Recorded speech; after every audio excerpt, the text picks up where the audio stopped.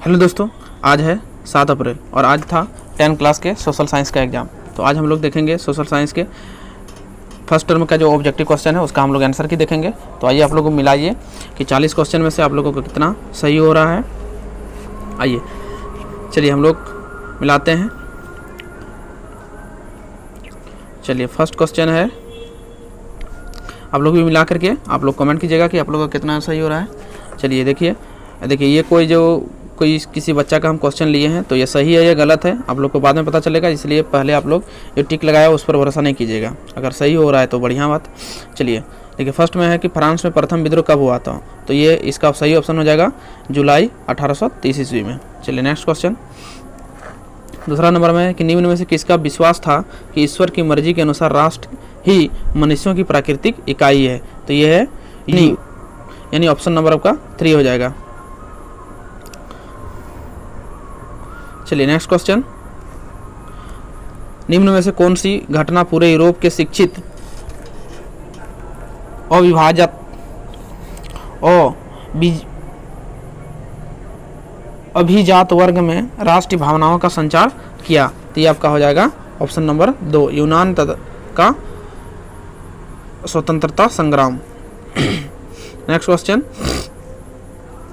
देखिए चौथा number question है कि 1884 में यूरोपीय देशों के किसान मजदूर किन कारणों से विरोध कर रहे थे, गरीब, बेरोजगारी, भुखमरी, इनमें से सभी के कारण से वो विद्रोह कर रहे थे। नेक्स्ट क्वेश्चन पांचवा नंबर क्वेश्चन कि निम्न में से किसने अपने उद्देश्य के प्रसार के लिए यंग इटली नामक एक गुप्त संगठन बनाया था, तो ये आपका हो जाएगा, ये ऑप्शन नंबर आपका 2 हो जाएगा। नेक्स्ट क्वेश्चन कि छठा नंबर क्वेश्चन है कि प्रथम विश्व युद्ध में रक्षा व्यय में भारी इजाफा होने के कारण खर्चे की भरपाई के लिए निम्न में से क्या किया गया था, तो वहाँ पर युद्ध के नाम पर कर्ज लिए गए, करों में वृद्धि की गई, सीमा शुल्क बढ़ा दिया गया, और इनमें से सभी ऑप्शन आपका हो जाएगा, यानी आपका इसके चौथा नंबर होगा। चलिए नेक्स्ट क्वेश्चन 7वां नंबर, अहिंसा का धर्म भारतीयों का एकता के सूत्र में बांध सकता है, यह विश्वास किनका था, तो ये महात्मा गांधी का था। अहिंसा वाला बात जो भी होगा ये महात्मा गांधी का था। चलिए नेक्स्ट क्वेश्चन, जलियांवाला बाग मैदान में अमृतसर के गांव वाले लोग किस मेले में शिरकत करने के लिए जमा हुए थे, तो ये बैसाखी मेला होगा। ये जो पुष्कर मेला लगाया ये गलत है, तो ये आपका हो जाएगा बैसाखी मेला, ऑप्शन नंबर ए। चलिए नेक्स्ट क्वेश्चन, महात्मा गांधी द्वारा वायसराय इरविन को लिखे खत में सबसे महत्वपूर्ण मांग किस वस्तु पर लगाए गए इसमें मिट गया है, कर को खत्म करने के बारे में था, तो ये था आपका नमक हो जाएगा, ये नमक का कर को खत्म करने के लिए किया गया था। चलिए नेक्स्ट क्वेश्चन था आपका 10वां नंबर, हिंद स्वराज नामक पुस्तक के लेखक कौन है, तो ये आपका महात्मा गांधी हो जाएगा। चलिए नेक्स्ट क्वेश्चन कि जर्मनी के एकीकरण का श्रेय किसे दिया जाता है, तो इसमें आपका हो जाएगा ओटो वन बिस्मार्क, ये आपका हो जाएगा ऑप्शन नंबर 3। चलिए नेक्स्ट क्वेश्चन, चोरी चोराकांड किस वर्ष हुआ था, तो ये 1922 ईस्वी में हुआ था। चलिए नेक्स्ट क्वेश्चन 13 नंबर, पवन द्वारा मैदान अथवा ढालू क्षेत्र से मृदा को उड़ा ले जाने की प्रक्रिया को क्या कहा जाता है, तो इसको मृदा अपरदन ही किया जाता है, मृदा को क्षति पहुंचाता है इसलिए मृदा अपरदन कहा जाता है। चलिए ऑप्शन नंबर 3। चलिए नेक्स्ट क्वेश्चन कि उत्पत्ति के आधार पर संसाधनों को 2 भागों में विभाजित किया गया, उनका नाम क्या है, तो देखिए उत्पत्ति के आधार पर है तो उत्पत्ति के आधार पर जैव और अजैव होता है। अगर समावेशिता के आधार पर बोला जाएगा तो नवीकरण और अनवीकरण होगा, लेकिन यहाँ बोला है उत्पत्ति के आधार पर, तो उत्पत्ति के आधार पर जैव और अजैव होता है। चलिए नेक्स्ट क्वेश्चन, निम्न में से किस मृदा को रेगुड़ मृदा भी कहा जाता है, तो ये काली मृदा होता है, काली मृदा को कहा जाता है। चलिए नेक्स्ट क्वेश्चन, जून 1992 में ब्राजील के किस भाग में प्रथम अंतर्राष्ट्रीय पृथ्वी सम्मेलन का आयोजन किया गया था, तो ये आपका हो जाएगा रियो डी जेनेरियो, ये आपका ऑप्शन नंबर 3 हो जाएगा। चलिए नेक्स्ट क्वेश्चन 17 नंबर, निम्न में से भारत के किस राज्यों में खनिज और कोयले का प्रचुर भंडार है, तो आपका देखिए झारखंड हो जाएगा, मध्य प्रदेश, छत्तीसगढ़, ये तीनों राज्य में ये स्थित है। चलिए नेक्स्ट क्वेश्चन कि भारत में भूमि का कितना प्रतिशत भाग भू क्षेत्र मैदान के रूप में है, तो ये आपका 43% ये स्थित है। चलिए नेक्स्ट क्वेश्चन है कि देश के क्षेत्रफल का लगभग 27% हिस्सा खनिजों, जीवाश्म ईंधन और वनों के अपार संचय के रूप में किस क्षेत्र में को जाना जाता है? तो ये पठारी क्षेत्र को जाना जाता है, तो ये पठारी क्षेत्र हो जाएगा। चलिए अगला क्वेश्चन है, पंजाब में भूमि निमीकरण का मुख्य कारण क्या है? तो यहाँ पर अधिक सिंचाई के कारण से ये भूमि निमीकरण होता है। चलिए नेक्स्ट क्वेश्चन है कि निम्न में से किस प्रांत में सीढ़ीदार सोपानी खेती की जाती है? तो ये आपका उत्तराखंड या उत्तरांचल, दोनों में से किसी एक, तो ये आपका यहाँ क्या हो जाएगा? उत्तरांचल हो जाएगा। चलिए नेक्स्ट क्वेश्चन कि भारतीय वन्य जीवन अधिनियम किस वर्ष लागू किया गया था? ये 1972 को लागू किया गया था। चलिए नेक्स्ट क्वेश्चन कि कौन सी परियोजना सतलुज ब्यास बेसिन में जल विद्युत उत्पादन और सिंचाई दोनों के काम में आती है? तो आपका हो जाएगा ब्यास परियोजना, यह हो जाएगा आपका ब्यास परियोजना। चलिए नेक्स्ट क्वेश्चन कि दुनिया भर में जल की कमी किन कारणों से बढ़ रही है? तो ये हो जाएगा आपका सूखा हो जाएगा, सिंचाई हो जाएगा, सिंचाई की मांग, जल की व्यर्थता, यह आपका इनमें से सभी हो जाएगा। चलिए अगला क्वेश्चन है कि बेल्जियम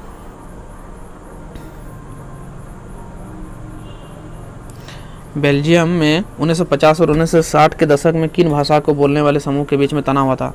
तो ये आपका फ्रेंच और डच भाषा के बीच में हुआ था।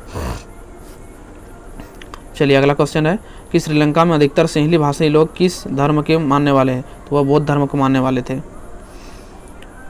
27 नंबर, लोकतंत्र एक बुनियादी सिद्धांत के रूप में राजनीतिक शक्ति का स्रोत किसे माना जाता है? तो देखिए ये जो है अगर देखा जाए तो राजनीतिक शक्ति बोला गया है, तो राजनीतिक शक्ति में ये क्या है?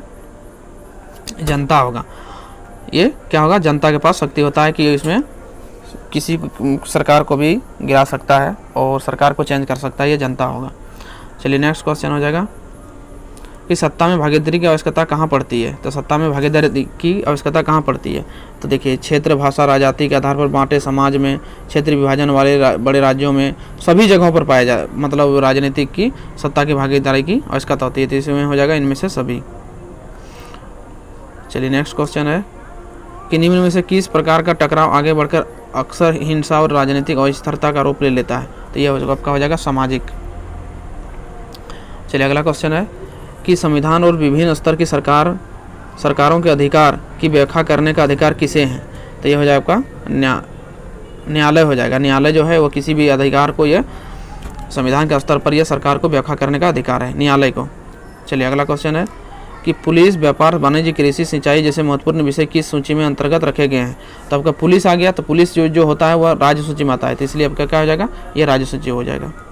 चलिए नेक्स्ट क्वेश्चन है कि केंद्र शासित प्रदेश वाले इलाकों के शासन चलाने के लिए विशेष अधिकार किस सरकार को होता है? तो वह केंद्र सरकार को केंद्र शासित प्रदेश में राज्य करने का अधिकार होता है।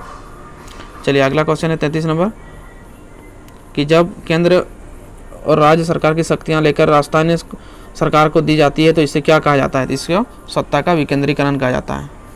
अगला क्वेश्चन कि आर्थिक विकास के अंतर्गत सम्मिलित लक्ष्य तो क्या? तो नियमित रोजगार, स्वतंत्रता, बेहतर मजदूरी, तो इनमें से सभी, ये सभी हो जाएगा। अगला क्वेश्चन है कि भारत के किस राज्य में गरीबी का प्रतिशत सबसे अधिक है? तो ये आपका गरीबी पूछा गया है, तो इसमें आपका छत्तीसगढ़ हो जाएगा।